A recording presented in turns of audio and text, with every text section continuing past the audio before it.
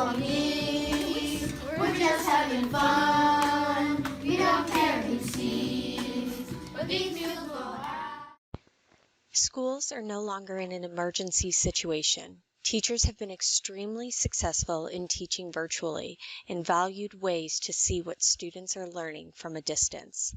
Whether we use synchronous or asynchronous online sessions, whether we call it distance or virtual learning, we're all challenged to provide meaningful education experiences at a distance as we find the most effective ways to teach in our virtual campus.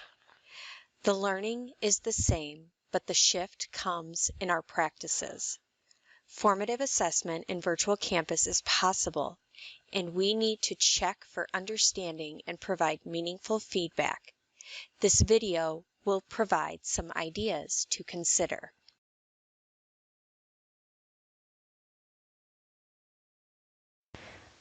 Virtually, you can administer running records in a one-on-one breakout room. Pull up the passage you want the student to read on your computer and share your screen. You could have a printed copy of the passage in front of you so you can take notes. Your student can read from the screen, and then you can ask comprehension questions.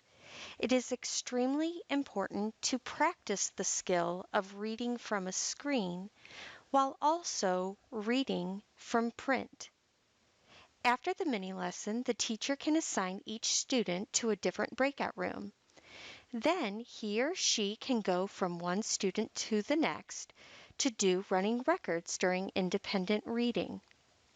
Students can also record their reading on a Flipgrid, and the teacher can go back and listen to their fluency and note any miscues.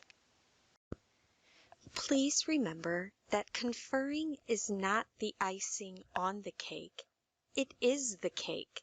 It is an extremely important part of guided reading to find out your students' comprehension and understanding of books they are reading.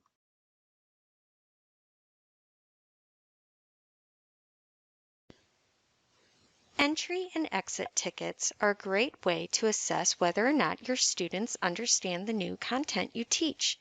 In the classroom, these are generally small pieces of paper or even a Post-it where the students write the answers and the teacher collects them. Google Forms work really well for virtual exit tickets. Just take the question from your paper exit tickets and add them to a Google form. When you finish your lesson, you can share the link to the form and your students can complete it online. Google Forms, again, collect all of the necessary information you would need. Breaking the questions up into learning targets is an effective way to quickly create strategy groups or small groups.